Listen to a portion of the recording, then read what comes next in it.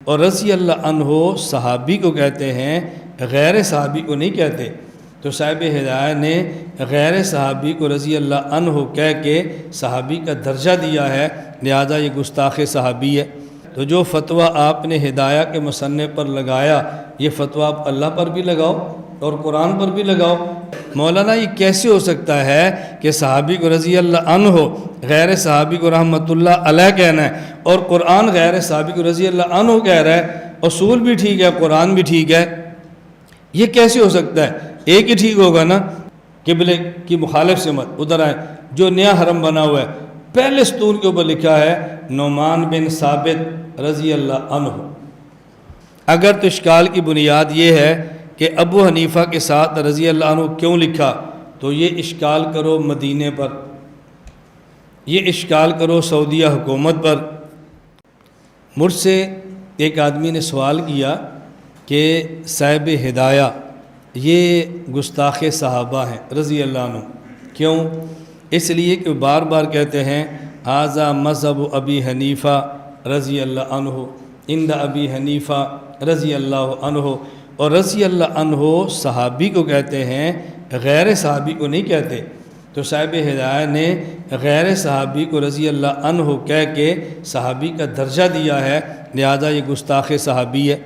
جس طرح غیر الہ کو الہ کا درجہ دو تو گستاخ خدا ہوا، غیر نبی کو نبی کا درجہ دو گستاخ پیغمبر ہوا، غیر صحابی کو صحابی کا درجہ دو تو گستاخ صحابی ہوا۔ یہ دیکھو ان کو رضی اللہ عنہ کہتے ہیں۔ یہاں بھی لکھا ہے قال الامام الاعظم ابو حنیفہ النعمان رضی اللہ عنہ۔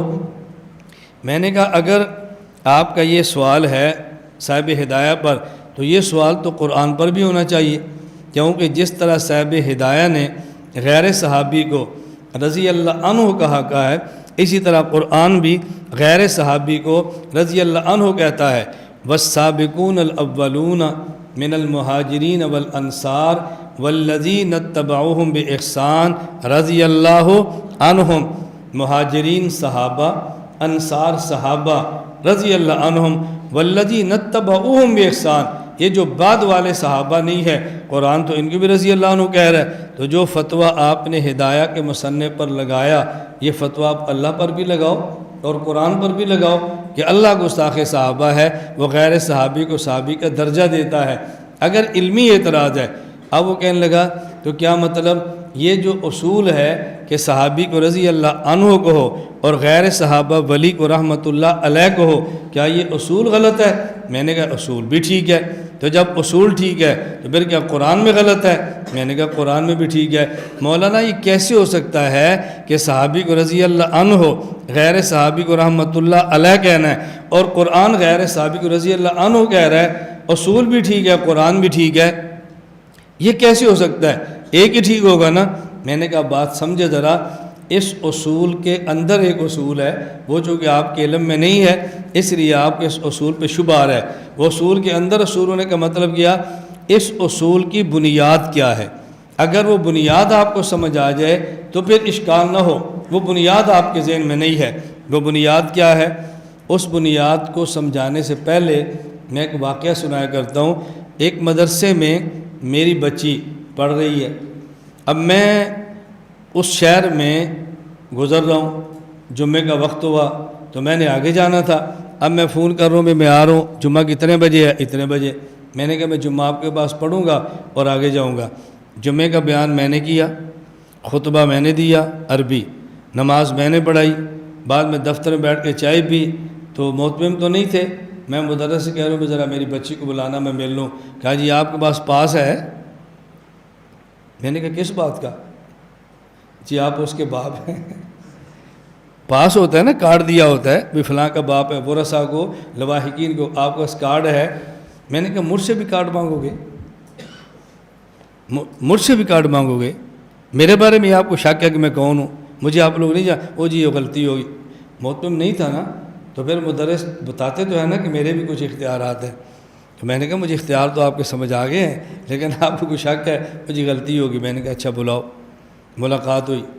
اب میں آپ کو بات سمجھانے لگا ہوں۔ یہ جو بچیوں کے مدرسے میں کہتے ہیں کارڈ ہے، یہ کیوں ہوتا ہے؟ کہیں ایسا نہ ہو کہ باپ نہ ہو اور باپ بن کے بچی کو لے جائے، ایسا نہ ہو کہ بھائی نہ ہو اور بھائی بن کے لے جائے۔ جب بچیوں کا داخلہ ہوتا ہے تو لکھا جاتا ہے بھی تمہارے وارث کون ہے جو تمہیں لینے کے لیے آیا کریں گے؟ جی میرے ابو آئیں گے، ٹھیک ہے، ماموں آئیں گے، ٹھیک ہے، بھائی آئیں گے، جو آپ کو لینے چھوڑنے کے ان کا نام بتا دو، جو نام بتاتے اس کے نام پہ کارڈ جاری کرتے ہیں۔ یہ کارڈ کیوں جاری کرتے ہیں؟ تاکہ شبہ نہ ہو، اور جہاں شبہ نہ ہو وہاں کارڈ کی ضرورت ہی نہیں ہے۔ کارڈ تو تھا شبہات سے بچنے کے لیے، جب شبہات نہیں ہے تو وہاں کارڈ کی ضرورت ہوتی ہے؟ کوئی بھی ضرورت نہیں ہوتی۔ آپ ایک مدرسے میں کبھی جائیں تو آپ سے شناخت ہوگی، اور جب آپ ہر روز وہاں پڑھتے ہیں تو روزانہ تو شناخت کوئی نہیں کرتا۔ میں نے کہا جس طرح کارڈ ہے شبہات سے بچنے کے لیے، یہ جو قانون ہے صحابی ہو تو رضی اللہ عنہ کو ہو، غیر صحابی ہو تو رحمۃ اللہ علیہ کو ہو، یہ شبہ سے بچنے کے لیے ہے کہ یہ لکھا ہوا ہو حضرت عمر نے فرمایا۔ اب بندہ سوچے گا حضرت عمر بن خطاب یا عمر بن عبدالعزیز، لکھا ہے رضی اللہ عنہ ہو، پتہ چلا کہ عمر بن خطاب ہے، لکھا رحمۃ اللہ علیہ تو پتہ چلے گا کہ یہ عمر بن عبدالعزیز ہیں۔ توجہ رکھنا، او جی رضی اللہ عنہ رحمۃ اللہ علیہ سے کیسے فرق ہوگا؟ میں نے کہا صرف عمر نہیں لکھا، لکھا ہے امیر المومنین حضرت عمر نے فرمایا، امیر المومن حضرت عمر نے فرمایا۔ اب یہ کون ہے؟ رضی اللہ عنہ یا رحمۃ اللہ علیہ؟ رضی اللہ عنہ آ گیا تو پتہ چلا صحابی ہیں، رحمۃ اللہ علیہ آ گیا تو پتہ چلا صحابی نہیں بلکہ بعد والے ہیں۔ میں نے کہا یہ تقسیم اس وقت ہے جہاں شبہ ہو، اور جہاں شبہ نہ ہو وہاں رضی اللہ عنہ کہہ دو تب بھی ٹھیک ہے، رحمۃ اللہ علیہ کہہ دو تب بھی ٹھیک ہے۔ ابو حنیفہ نعمان بن ثابت کو پوری امت تسلیم کرتی ہے کہ یہ صحابی نہیں تھے بلکہ بعد والے تھے، اور یہ بھی تسلیم کرتی ہے کہ ولی تھے۔ مجتہد ہونے میں تو اختلاف کر لیتے ہیں، ولی ہونے میں اختلاف نہیں کرتے۔ یہ تو کہیں کہ تابعی ہے یا نہیں، لیکن یہ کوئی نہیں کہتا کہ ولی نہیں تھے۔ امام حنیفہ بعد والے ہیں اور ولی ہیں، بعد والے ہونے پر بھی اتفاق ہے اور ولی ہونے پر بھی اتفاق ہے، لہذا رضی اللہ عنہ کہہ دو تب بھی ٹھیک ہے، رحمۃ اللہ علیہ کہہ دو تب بھی ٹھیک ہے۔ اس لیے ہم کہتے ہیں ابو حنیفہ نعمان رضی اللہ عنہ۔ اور ایک بات میں بارہ سمجھایا کرتا ہوں، ان حضرات سے پوچھا کرو بھئی آپ کو اشکال ابو حنیفہ کے ساتھ رضی اللہ عنہ لکھنے پر ہے یا اشکال احناف کی کتاب میں لکھنے پر ہے؟ دو چیزیں ہوگی نا۔ اشکال کیا ہے آپ کو؟ ابو حنیفہ کے ساتھ رضی اللہ عنہ لکھنے پر ہے یا ابو حنیفہ کے ساتھ احناف کی کتاب میں رضی اللہ عنہ لکھنے پر ہے؟ اگر تو اشکال کی بنیاد یہ ہے کہ ابو حنیفہ کے ساتھ رضی اللہ عنہ کیوں لکھا، تو یہ اشکال کرو مدینے پر، یہ اشکال کرو سعودیہ حکومت پر، یہ اشکال کرو سعودیہ کے اعلی شیوخ پر۔ کیوں؟ انہوں نے مسجد نبی میں لکھا ہوا ہے۔ اللہ آپ سب کو لے جائے، آپ کی برکت سے اللہ مجھے بھی لے جائے، تو آپ وہاں جا کر دیکھیں، وہاں لکھا ہوا ہے، دیکھیں جا کر۔ میں تو وہاں بیٹھتا ہوں، اس لیے اکثر ساتھیوں کو پتہ ہے میں عمرے پر ہوں، مدینہ منورہ ہوں، ان کو پتہ ہے کہاں ملے گا، اکثر کو پتہ ہوتا ہے جو بیانات سنتے رہتے ہیں۔ جی استاد جی آپ کہاں بیٹھے ہیں؟ میں نے کہا جو مسجد نبی میں پہلی چھتریاں ہیں، آپ اس کے آؤ قبلے کی مخالف جانب، تو دائیں طرف جو پہلا ستون ہے اس کے نیچے بیٹھا ہوں۔ اب بندہ ملنے کے لیے آ گیا، یہاں کیوں بیٹھے ہیں؟ میں نے کہا ذرا دیکھیے اوپر کیا لکھا ہوا ہے۔ آپ بھی جائیں، مثلا یہ اس طرف قبلہ ہے نا، اور یہ قبلے کی مخالف سمت ہے، آپ صحن میں کھڑے ہو جائیں جہاں چھتریاں ہیں اور قبلے کی طرف دیکھیں۔